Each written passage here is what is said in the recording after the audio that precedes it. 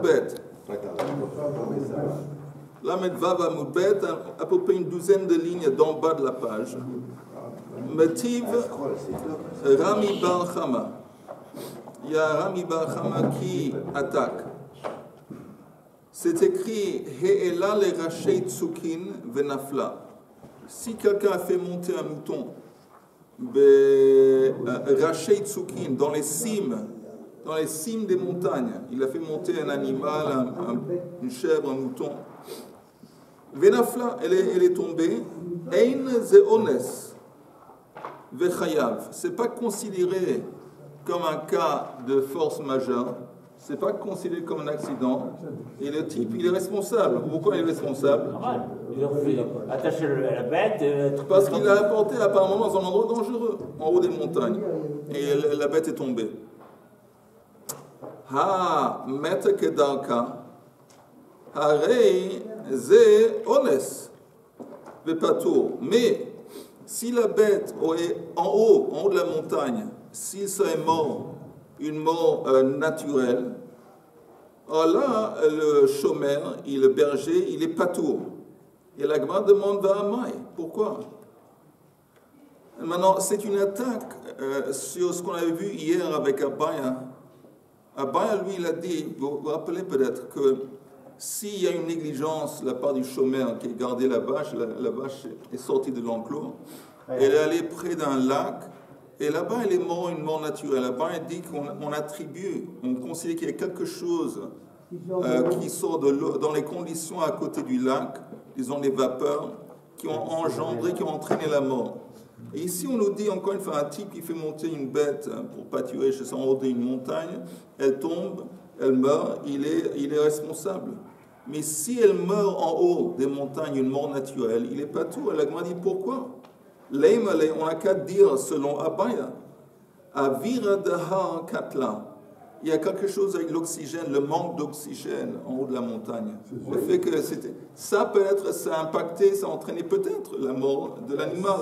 Inami, ou peut-être, Uftsana Dahar Katla, l'effort que l'animal a dû faire pour grimper, arriver en haut de la montagne. Cet effort, peut-être ça a entraîné. Selon Abaya, même si l'animal meurt une mort naturelle en haut des montagnes, on devrait attribuer ou lier les conditions qui étaient en haut de la montagne avec la mort de l'animal. On ne le fait pas, on dit qu'il n'est pas tout. Donc c'est une couche sur Abaya. Vous avez tous compris? Oui. Hacha, Argument répond, Hacha b'maya skinan, ici de quoi on parle? Shehe'ela le mir'e shamen vetov. La raison pour laquelle il a fait monter l'animal en haut, parce que là-bas il savait qu'il y avait vraiment de la viande, un pâturage. L'air il est bon. Oui, vert. Il y avait, c'était pour le bien de l'animal, parce qu'il y avait un pâturage qui était vraiment succulent en haut de la montagne. Alors la Gemara dit, Ihachi, si c'est ainsi, alors pourquoi quand elle tombe, il est considéré comme responsable? Nafla nami. Même quand elle tombe, si en fin de compte l'intérêt de l'avoir fait monter la montagne c'était pour le bien de l'animal, pourquoi on dit que si elle tombe il est responsable? Et la réponse est Shahayalo le tokfa velo takfa. Il aurait dû avoir une corde attachée à l'animal pour être sûr. Et il n'avait pas une corde attachée à l'animal, c'est pour ça qu'il est responsable, parce que tout de même c'est un endroit qui il y a des risques. Il aurait dû prendre des précautions à avoir attaché l'animal, il ne l'a pas attaché, c'est pour ça qu'il est responsable. Alors la Gemara dit, Ihachi, si c'est ainsi, Eimerecha, regardons le début de cet enseignement qu'on n'a pas vu encore. Alta le rachei tsukin benafla. Si l'animal est monté de sa propre initiative, Alta, lo shehe lauta, Alta, benafla harize ones. Dans ce cas, c'est considéré comme un accident et il est exempt. Et on dit, le mitkafa. Pourquoi on dit qu'il est exempt? Si tu me dis qu'il aurait dû attacher, avant il était fautif parce qu'il n'a pas attaché l'animal. Ici aussi, c'est de quoi que l'animal est monté. Il aurait dû attacher l'animal et empêcher qu'elle va monter toute seule. Et la grande répond, l'otsricha chez tkafato ve'alta, tkafato ve'yarda. elle était attachée à une corde, mais la corde était assez longue. Donc même si c'est attaché, d'un côté il s'est attaché, donc il est exempt, mais c'est assez long pour pouvoir permettre à l'animal de se casser la figure, la tête s'il veut. Comment il va penser que cette vache-là, il faut qu'il l'attache alors. Il a plusieurs bêtes à faire monter ensemble. Ah, non, apparemment, tu as raison, c'est pas un troupeau. S'il a une ou deux bêtes. Ah, ça. Voilà, une ou deux bêtes. Ok, on continue. On continue. On avait vu dans la Mishnah qu'en parlant très vite de celui qui loue la vache et qui le prête à quelqu'un d'autre, et Rabbi Yossi a objecté comme vous d'ailleurs. Il dit, ça veut dire à quoi cette histoire que le locataire de la vache, il fait du business, il profite de la vache de quelqu'un d'autre. Vous vous rappelez, c'est l'emprunteur qui paye le montant de la vache à qui? Pas au propriétaire, au loueur. Amar Rabbi Yossi Keitzad hala ose sroura beparato. Amar Rabbi Yehuda, Amar Shmuel, halacha que Rabbi Yossi. Ah, vous voyez, ça c'est l'halacha. Il dit qu'on tranche l'halacha selon l'opinion de Rabbi Yossi. Que dans le scénario, quelqu'un loue une vache et après il le prête à quelqu'un d'autre, si quelque chose se passe à la vache et l'emprunteur il doit payer, il transmet l'argent pas à celui qui l'a loué, au premier propriétaire. Logique. Oui, c'est logique. Amar le Rav Shmuel, Bar Yehuda le Rav Yehuda, Amrat lan mishmei de Shmuel. Tu nous as enseigné au nom de Shmuel que Chaluk aya Rabbi Yossi af barishona. Que Rabbi Yossi, il n'était pas d'accord, même au début de la Mishnah. Savez quoi, Af Barishona? Regardez le Rashi en haut de la page suivante. Af Barishona. Oui, il faut tourner la page. Beshilem veloratza lishava. On avait dit dans le cas où le chômeur, il paye. Le chômeur paye, il ne veut pas prendre un serment. Keitzad zenoten letor kiso kfeilo shelze. Rabbi Yossi, on voit qu'il est toujours, il prend toujours la part du propriétaire. C'est pas logique que le chômeur Hinam il paye. Le fait qu'il a payé, c'est que si plus tard il y a un kefel, c'est lui qui empoche le kefel. Il dit que c'est pas juste. Alors on lui demande est-ce que de la même façon que la halakha c'est comme Rabbi Yossi ici dans le cas du locataire de la vache et tout ça, est-ce que c'est aussi comme Rabbi Yossi là-bas vis-à-vis du chômeur Hinam qui a payé est-ce que c'est comme lui aussi? Af barishona halakha kamoto ou ein halakha kamoto? Amar le chaluk aya Rabbi Yossi af barishona. J'ai pas compris ce que c'est Rishona. Rishona, c'est le début de ce chapitre. On a vu qu'un chômeur Hinam qui garde un objet, s'il paye, au lieu de prendre serment, parce qu'il aurait pu se rendre quitte en prenant serment, mais s'il paye, et plus tard il y a un kefel, c'est lui qui reçoit le kefel, parce qu'il est considéré comme le nouveau propriétaire de l'animal. Ah oui. Et Rabbi aussi il objecte, il dit c'est pas juste. Il est mapitant, ça qui repaye la valeur de l'animal, ça ne veut pas dire qu'il a le droit de recevoir le kefel. Alors on demande est-ce que là-bas c'est la halakha comme lui ou pas? Amar le deuxième ligne d'en haut, Chaluk aya Rabbi Yossi af barishona. Ve'alakha kamoto af barishona. Il dit l'alakha c'est comme lui. Itman Nami aussi s'était enseigné. Amar Rabbi Elazar Chaluk aya Rabbi Yossi af barishona. Ve'alakha kamoto af barishona. Ok. Ve'Rabbi Yochanan amar modeh aya Rabbi Yossi barishona. Il dit non c'est faux. Que Rabbi Yossi en fin de compte était d'accord avec la Mishnah au début, il ne s'oppose pas à cette opinion. Chez Kfar Shilem, parce qu'il a déjà payé. Comme il a payé, le moment qu'il paye, ça veut dire que même Rabbi Yossi soit d'accord qu'il devient le nouveau propriétaire de l'animal. C'est pas que, comment ça se fait que le kefel, il ne revient pas au propriétaire. C'est lui le propriétaire, Rabbi Yossi soit d'accord. C'est écrit chez Kfar Shilem, il a déjà payé. En parenthèse, on dit payer, Shilem in, lo Shilem lo. C'est-à-dire que s'il n'a pas payé, il a uniquement déclaré qu'il est prêt à payer, ça ne marche pas. Et pourtant, on avait dit avant, en citant le même Rabbi Yochanan qui est en train de parler, Veha amar Rabbi Chia ba'aba amar Rabbi Yochanan lo Shilem, Shilem mamash. אלא כיוון שאמר הריני משלם, אף על פי שלא שילם. Nous, on sait que la chita de Rabbi Yochanan, c'est qu'il a droit au kefel sans mamash avoir payé, c'est suffisant d'avoir une déclaration orale qui va payer. Ok,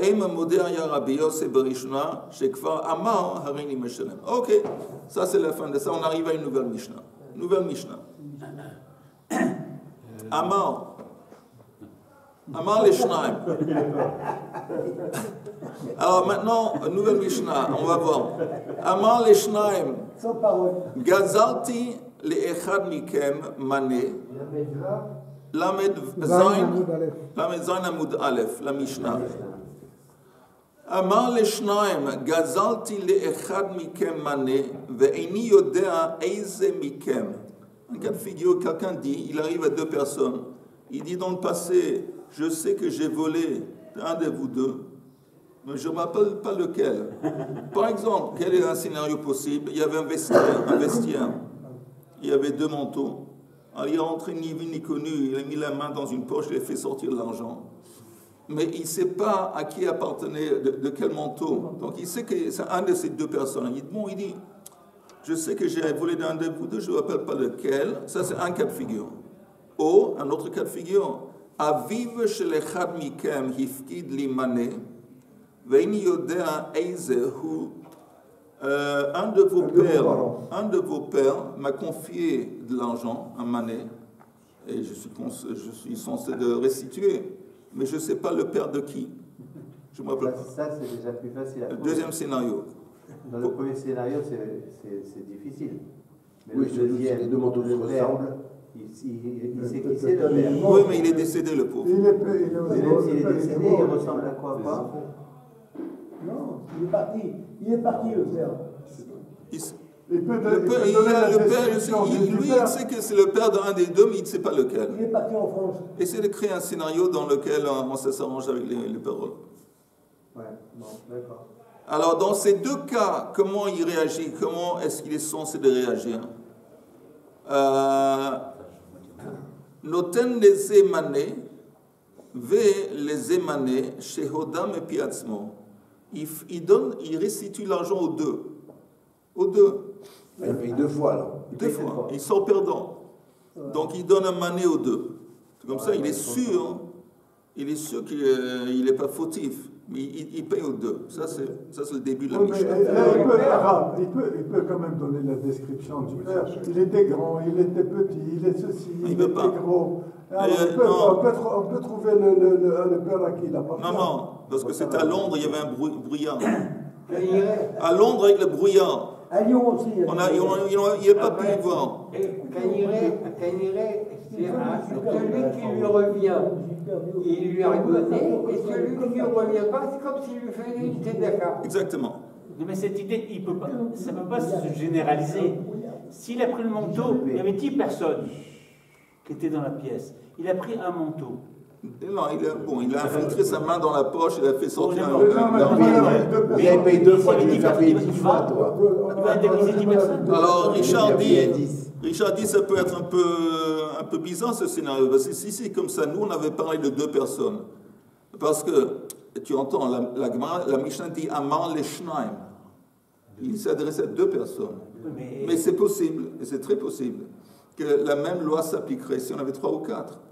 Et selon ce que tu dis, c'est vrai, ça laisse entendre qu'il doit donner à chacun des deux, 3 ou 4. Donc c'est une question, mais c'est une bonne question, pour une fois. Maintenant on continue. Shnaim, sheifkidu etzel echad. 2 personnes ont confié à quelqu'un quelque chose pour garder. Ze mané ve ze matayim. Un, il donne à quelqu'un de garder mané, disons $100. Et l'autre, il donnait un shtar, comment on dit un shtar en français? Un billet de matayim, de 200. Le lendemain, où les deux ils viennent réclamer leur objet, chacun dit non, c'est moi qui t'ai donné 200. Même il y a un voleur. Oui, il y a dans l'histoire un voleur. Qu'est-ce qu'il fait dans ce scénario, le garde? Noten les émanés, les émanés, il donne 100 à chacun. Et le 100 en plus qui est contesté, il le met de côté jusqu'Eliyahu Navi va venir pour dévoiler qui est le vrai propriétaire. Ça rappelle le Messia. Ils sont dans sa poche. Quand on a étudié le Il va le mettre dans sa poche, mais en attendant l'arrivée des Mashiach. Mais il va l'utiliser ou pas? Ah oui, bien sûr. Non, apparemment non. On n'a pas le droit d'utiliser le même côté. Amar Rabbi Yossi, alors Rabbi Yossi, il objecte. Imken mahifsid ramay. Il me dit, si c'est comme ça, celui qui a menti, il n'a rien à perdre dans l'histoire. On avait bien dit que les deux personnes y viennent, ils déclarent que c'est moi qui ai donné le 200. Parce qu'il y a un qui ment. Si tu me dis que tu rends au 200, celui qui a menti, de toute façon, il n'a rien à perdre, parce qu'on va lui restituer son sang. Il faut faire en sorte que... Et on défavorise... pardon Et on défavorise le vrai. Oui, on défavorise le vrai propriétaire. Et celui qui est menti, il perd pas dans l'affaire. Rabbi Yossi dit encore une fois, Im ken ma'ifsid ramay, el hakol yemunach an sheyavo Eliyahu. Il dit, qu'est-ce qu'on fait? On prend tout. C'est quoi tout? Les 300. 200 plus 100. On met les 300 de côté jusqu'à Eliyahu va venir. Mais qu'est-ce qu'on fait ici? On défavorise le propriétaire. Il n'y a pas de propriétaire. Mais, ben oui. Le prêteur. C'est pas un prêteur. Non. C'est des gens qui sont venus à un chômeur, un garde. Il dit, tiens, je dépose chez toi que pour un peu de temps 100. Et l'autre, il dit, je dépose chez toi pour un peu de temps 200. Donc, c'est pas un prêt. On ne peut pas dire on défavorise le propriétaire. Je sais pas. Mais celui qui... Les deux, ils sont propriétaires. Oui, mais celui qui... Tu as raison, mais le propriétaire des 200, c'est lui qui sort perdant en l'affaire. Selon Rabbi Yossi. Oui, alors l'autre aussi. L'autre aussi. Mais il dit, pourquoi? Quel est l'intérêt de faire ça? De prendre tout l'argent et de le mettre de côté? Quel est l'intérêt?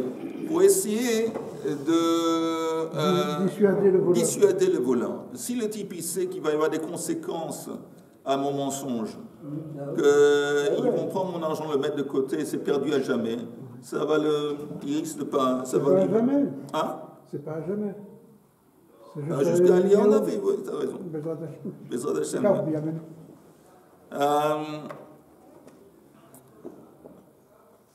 El hakol yemunach ad shevo Eliyahu. Vechen est un autre cas de figure, apparemment qui est tout à fait similaire. Shnei kelim. On ne parle pas maintenant d'argent, on parle de deux ustensiles. Echad yafé mané, vechad yafé elef zuz. Un qui vaut 100 et l'autre qui vaut, je ne sais pas, beaucoup plus. 1000 zuz. Mais je ne me rappelle pas combien de zuz il y a dans un mané. Et après, quand ils viennent pour réclamer leur objet, les deux, ils disent que l'ustensile qui était le plus important, c'est à moi. Encore une fois, plus ou moins le même scénario qu'avec l'argent. Qu'est-ce qu'il fait? Noten et takatan les chadmehen. Alors, il donne le petit ustensile à un des deux. Ou mitoch hagadol noten dmei katan la sheni. L'autre, il va évaluer l'autre. Peut-être il va même le vendre, et il va donner l'équivalent du petit cli qui se trouve dans le grand à l'autre, et le reste de l'argent, il met de côté. Encore une fois, Amar Rabbi Yossi, Imken mahifsid ramay. Si c'est comme ça, il s'avère que le malhonnête, il n'a rien à perdre. C'est ça. Et là, hakol yemunach ad sheyavo Eliyahu. Tu prends tout l'argent, le grand cli, le petit cli, tu le mets tout ça de côté, jusqu'à Eliyahu va venir pour trancher. Ça, c'est la Mishnah. On est... oui, ok. Ça, c'est la Mishnah. Il y a des questions sur la Mishnah ou on continue? Ok. La Gemara dit, Alma, on voit, qu'est-ce qu'on voit de cette Mishnah? Au début, on aborde déjà le début de la Mishnah. Misfeika mapkinen mamona. Quand il y a un doute, on lui fait payer. Mapkinen, on fait sortir de sa poche l'argent. C'est quoi le doute? Il arrive à deux personnes, il dit, j'ai volé de un de vous deux, mais je ne me rappelle pas duquel. Il y a un doute. Et dans ce doute, on lui fait payer. Mapkinen mamona, on fait sortir l'argent de sa poche. Velo amrinen, ok mamona becheskat mare. Et on ne dit pas que l'argent va rester, en attendant jusque les choses vont s'éclaircir, on ne dit pas que l'argent reste chez le propriétaire. C'est qui le propriétaire? Celui qui fait l'admission qu'il a volé dans le passé. En attendant, il a de l'argent, c'est chez lui. On ne dit pas, bon, juste que ça va s'éclaircir, tu gardes l'argent. Non, on lui fait payer. C'est ce qu'on voit de la Mishnah. Parce qu'il est pocheur. Un voleur. Ok. Donc c'est pas comme le gars. C'est pas simplement un doute. Ouais, c'est pas comme le gars chez qui on avait donné 100 shekels et 200 shekels. Lui, il n'était pas. C'était pas un voleur à l'origine. Ok, Yehuda dit quelque chose. Oui. Il dit, Je suis d'accord avec lui. parce qu'il dit, c'est logique, parce qu'on parle ici d'un voleur. Donc en quelque sorte, c'est une amende. Il avait, comme il a, ou Pacha, il a fait quelque chose de pas bien. C'est pour ça, ça ne veut pas dire nécessairement d'une façon générale que quand on a un doute vis-à-vis de qui on doit de l'argent, il faut payer. Ici, il faut payer parce que peut-être le fait que c'est un voleur, c'est différent. On va voir. Je répète le début de la Gemara. Alma, on voit la Mishnah, Misvek, à partir d'un doute, Mapkin Mamon, on fait sortir de l'argent de chez lui, on lui fait payer. Velo Amrinen Ok Mamon Becheskat Mare, on ne laisse pas l'argent chez lui. Urmini, on apporte une contradiction de la Mishnah elle-même. Shnaim, Shehifkidu Etzel Echad, Ze Mane Veze Matayim, Ze Omer Sheli Matayim, Veze Omer Sheli Matayim, Noten Leze Mane Veleze Mane, Vachar Yimunach Achiyavo Eliao. Alors, dans le cas du garde qui dit, bon, je ne me rappelle pas qui m'a déposé un objet qui valait 200, ou les 200 et qui m'a déposé 100, il y a un doute. Et là, on l'oblige aussi de payer aux deux. Pardon, là, on ne l'oblige pas de payer, dans le sens que la somme contestée, ce n'est pas lui qui le paye, il le met de côté. Tout. Oui, encore une fois, il y a 100 et 200. Chacun déclare que c'est lui qui a déposé les 200. Il redonne 100 à chacun. Et le 100 en plus qui est contesté, il le met de côté. On ne lui dit pas, tu sais quoi, il y a un doute, c'est à toi de payer les deux. Non. Alors ça contredit apparemment le début de la Mishnah. Pourquoi il donne ça à chacun? Pourquoi il donne 100? Parce que si tu redonnes aux deux 100, tu sais que ça pour sûr, chacun lui a donné au moins 100. Parce qu'il y a un qui lui a donné 100, l'autre 200. Il n'est pas fautif. Alors même celui qui a donné 200, lui a donné au moins 100. Il n'est pas fautif, c'est un des deux qui ment. Mais c'est le fautif. Non, ah oui, ok. Un des deux qui réclame qui ment. Ok. C'est le fautif qui n'a pas perdant, c'est ça qui est bizarre. Oui, alors ça c'est ce que Rabbi Yosef dit dans la Mishnah. Mais en attendant, encore une fois, on voit qu'il y a une situation de doute en ce qui concerne le chômeur. Et là, on ne l'oblige pas de payer de sa poche, de régler le doute. Tandis qu'au début, oui, on retourne à la Gemara. Amar les picadon à Gezel Karamit. C'est exactement ce que Yehuda avait dit. Comment tu compares un cas d'un dépôt, picadon, avec un cas de vol? Gezel de Avadisura Kansuhu Rabanan. Dans un cas de Gezel où le type, il a transgressé quand il a volé. Donc on lui a tapé, les Chachamim lui ont tapé une amende. Il dit, s'il y a un doute, c'est toi qui payes. C'est toi qui vas payer aux deux. Tandis que Picadon, de l'eau avadisura, le chômeur n'a pas fait, il n'a pas transgressé une transgression. L'eau kansuhu rabanan. Ok? Donc on dit, c'est pas comparable. Il n'y a pas de problème parce que tu compares un cas de Gezel et Picadon, c'est tout à fait différent. Mais la Gemara dit, attends. Verame picadon à picadon. Je vais t'apporter un cas de contradiction entre des cas similaires de dépôt de picadon. On va voir. Et aussi des cas de gezel. Verame gezel à gezel. Maintenant, on va voir. Picadon à picadon de katane reisha. O aviv shelechan mikem yifkid etzli mane. Ve'en yodea ezehu. Noten leze mane veleze mane. Vous vous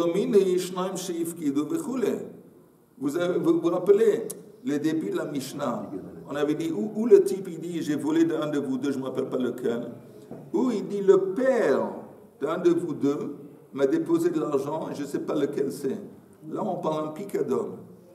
Et là quoi? Qu'est-ce qui se passe? On l'oblige à payer de sa poche les deux.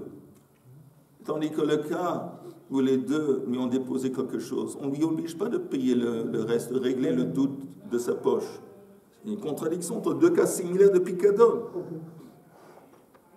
Et on va voir maintenant une contradiction aussi vis-à-vis du gazon. Amar Rabba,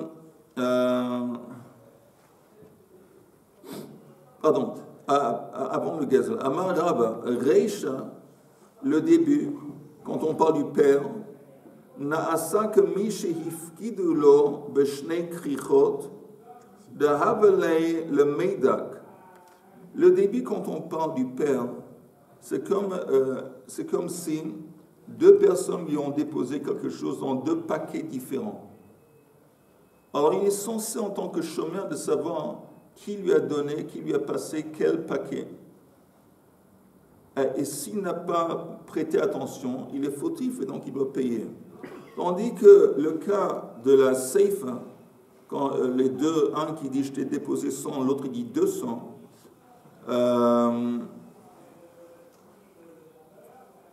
où c'est, je m'excuse, j'ai perdu l'endroit.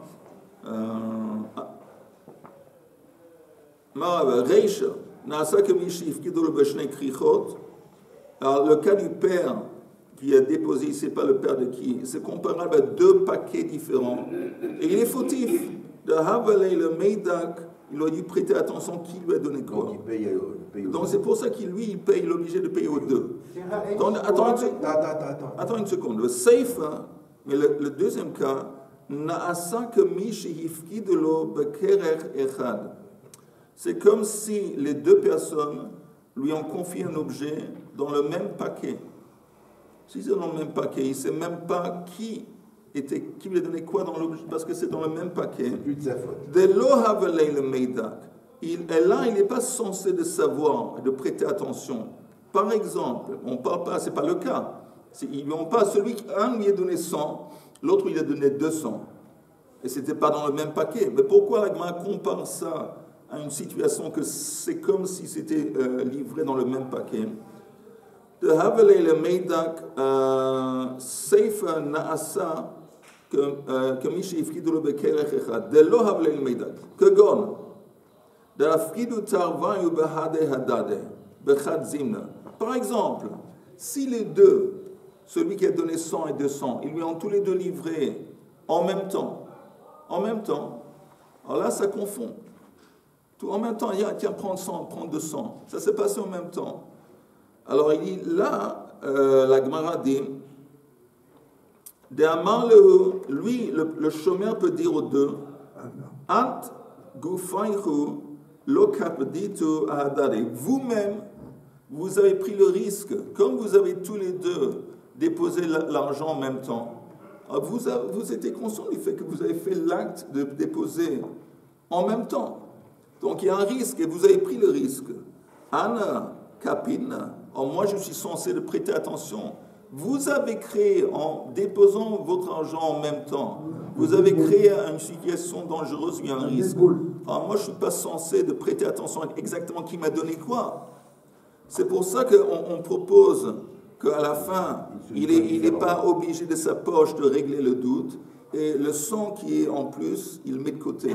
Tandis qu'au début, quand il dit le père d'un de vous deux, il n'y avait pas deux dépositaires, pas deux personnes qui sont venues. Ah, s'il y a un, il est censé savoir qui lui a donné. Donc il est fautif, c'est pour ça qu'il doit payer de sa poche et régler le doute de lui-même. Pourquoi il n'y a pas un lien de choix là-dedans?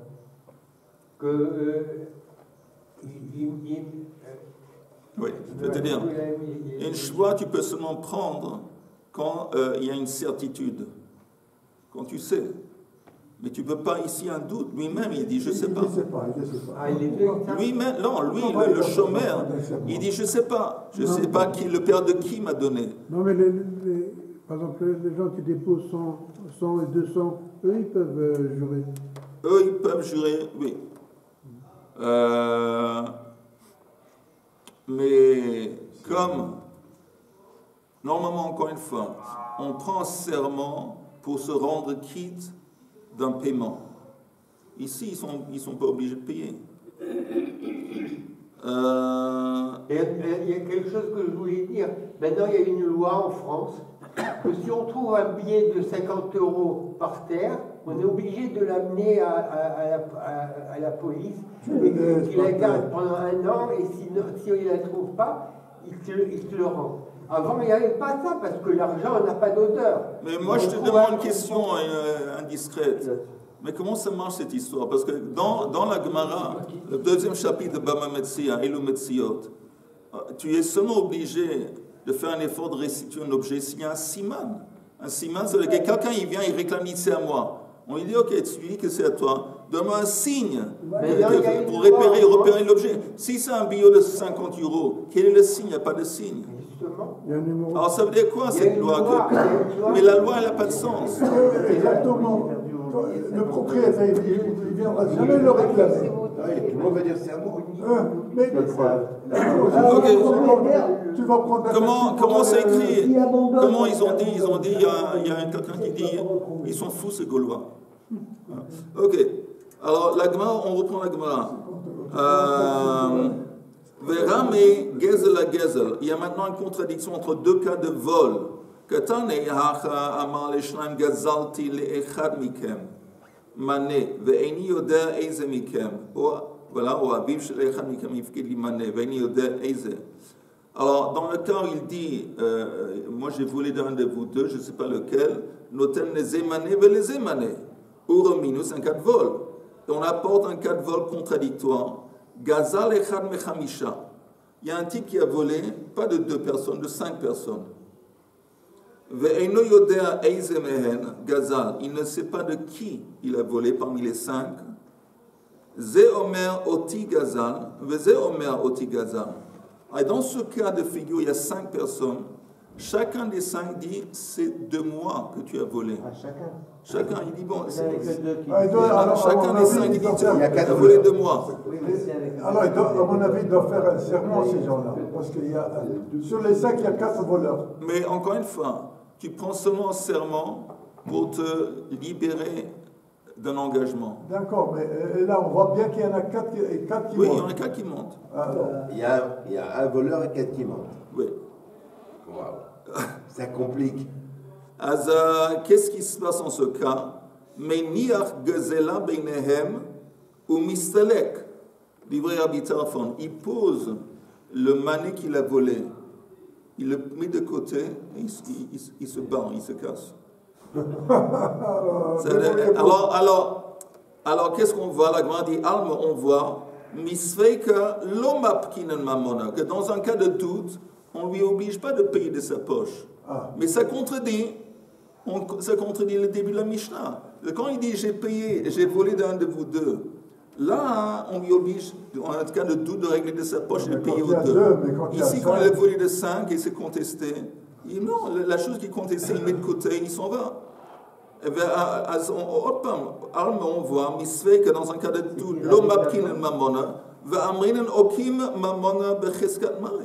on lui dit que l'argent reste dans la propriété chez le propriétaire. Alors, qui dit ça dans le cas des 5? C'est Rabbi Tarfon. La Gemara dit umimai de matnitin de hacha Rabbi Tarfon hi. Pour apporter une contradiction, tu dois faire en sorte que la Mishnah, l'auteur de la Mishnah, c'est aussi Rabbi Tarfon. Tu m'apportes 2 cas de Gezel où le jugement est différent. Dans un cas de Gezel où il y a un doute, on lui oblige de sa poche de payer la différence. Dans un autre cas de Gezel, la chose qui est en doute, qui est contestée, il n'est pas obligé de sa poche de faire la différence, il le met de côté. Maintenant, le cas de 5, l'auteur de Rabbi Tarfon. Mais c'est possible que la Mishnah, l'auteur de la Mishnah, c'est un autre Chacham. Si c'est comme ça, ce n'est pas une contradiction. C'est simplement 2 opinions différentes.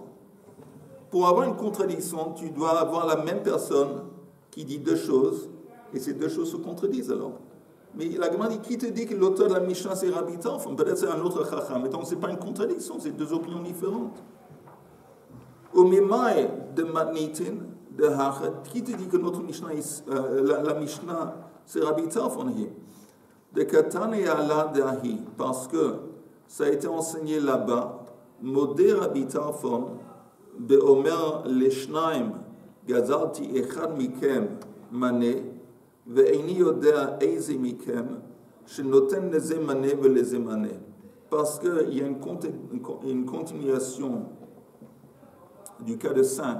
Dans le cas de 5, Rabbi Tarfon il dit, mais je serais d'accord que dans le scénario où quelqu'un vole de 2, et il dit, bon, j'ai volé d'un de vous deux, je me rappelle. Là, Rabbi Tarfon serait d'accord qu'il restitue aux 2. Donc on voit bien que il y a une contradiction. Alors la Gemara répond, Hatam de katavele hacha bebalatset yedei shamayim. Il dit c'est différent. Parce que dans le cas des 5, tavele, les 5, chacun des 5 est prêt à lui prendre en justice. Tovimoto, chacun des 5 l'attaque, ils disent que tu as volé de moi. Tandis que au début de la Mishnah, quand il dit moi j'ai volé d'un de vous deux, on parle de quelqu'un chez Otse Latset Yidei Shamayim. Il veut faire tchouva. C'est pas le tchouva. Il veut rectifier ce qu'il a fait. Alors là, c'est différent. Si tu veux rectifier ce que tu as fait, alors la seule façon que tu peux faire, quand dans un cas de doute, c'est payer aux 2. Comme ça, si tu payes aux 2, tu es sûr et certain que tu as rectifié. Mais dans le cas des 5, c'est pas un bal tchouva. C'est pas quelqu'un qui veut faire tchouva. C'est quelqu'un qui a été appréhendé. Il y a les 5 qui le prennent en justice. Chacun dit, c'est à moi que tu as volé. Alors là, c'est pas... Si le type, il ne veut pas nécessairement faire tchouva, alors, ok, dans ce cas, on ne va pas lui obliger de payer le doute de sa poche. Pareil. Ça n'a rien à voir comme cas, c'est pas du tout. Ça ressemble, mais ça n'a rien à voir. Oui, de quel point de vue? Parce que le premier, c'est l'initiative d'une personne de rendre. Oui. Alors que dans le deuxième, ce sont des voyous. On oublie. Oui.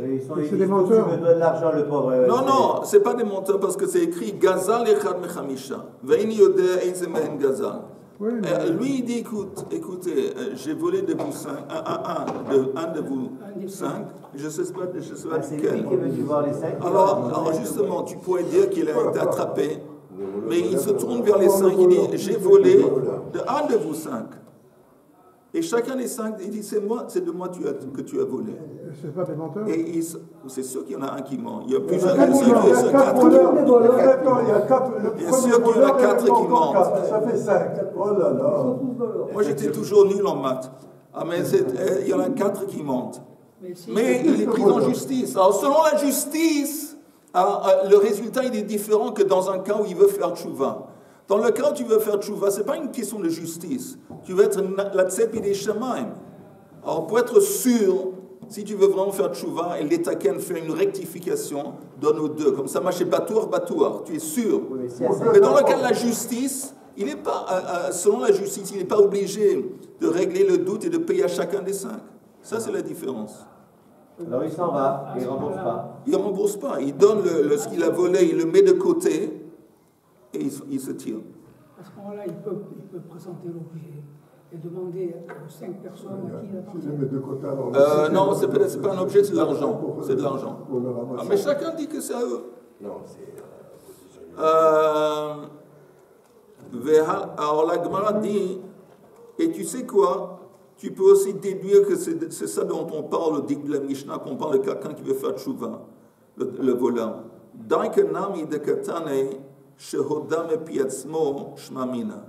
Dans la Mishnah, si vous regardez, pour que ceux qui suivent dans le texte, c'est écrit la 4e ligne de la Mishnah.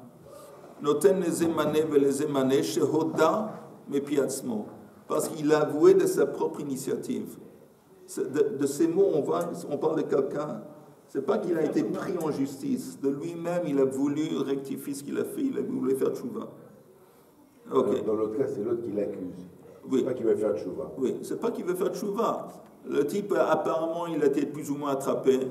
Et bon, il dit bon, j'admets, oui, en effet, j'ai volé d'un de vous 5. Et chacun dit c'est à moi. Alors, c'est un problème. Mais comme il ne veut pas faire tchouva, il n'est pas obligé de repayer aux autres. S'il voulait faire tchouva, la réponse serait la même. Oui, si tu veux faire tchouva, maintenant tu repayes à chacun des 5. Mais ce n'est pas le cas. C'est juste qu'il veut faire tchouva. Et il va seulement vraiment être quitte nettoyer un acquis une fois qu'il paie à chacun. Et si ça encourage déjà à mentir. Non, on parle d'un cas où il a oublié. C'est de ça dont on parle. La Gemara dit, dans le cas des 5, chacun des 5, il dit, c'est de moi que tu as volé. Alors la Gemara dit, Amar marahatem de katavele verhala matoen. Quand les 5, ils réclament, ils disent que tu as volé de moi, comment lui il répond? Quelle est sa réaction? Rav Yehuda Amar Rav Halashotek. Un dit qu'il se tait. Rav Matna Amar Hala Sover. Il crie. C'est de quoi il crie? Rachid en haut de la page. Amar le kol echad eini makircha. Il nie. Il dit non, mapitom, je ne te connais pas. Alors, il y a deux différences, comment il réagit. À chacun des 5 qui vient, ok? Et on avait dit qu'il met l'argent en bas, il le met de côté, il s'en va. Mais c'est différent. Chacun dit comment il réagit. Alors, la Gemara dit, Mandama halat sover, celui qui dit qu'il nie, aval shtika ke hoda'a. Mais s'il n'avait pas nié, s'il avait resté silencieux, alors on dit que shtika ke hoda'a. Si quelqu'un t'accuse de quelque chose et tu restes et tu es silencieux, c'est comme une admission de culpabilité. Alors il dit, s'il n'avait pas nié, il aurait été obligé de payer à chacun des 5. C'est pour ça qu'il a besoin au moins de nier. Tandis que celui qui dit qu'il est silencieux, le silence, son silence ici dans ce cas, n'est pas comparable à une admission de culpabilité. Pourquoi?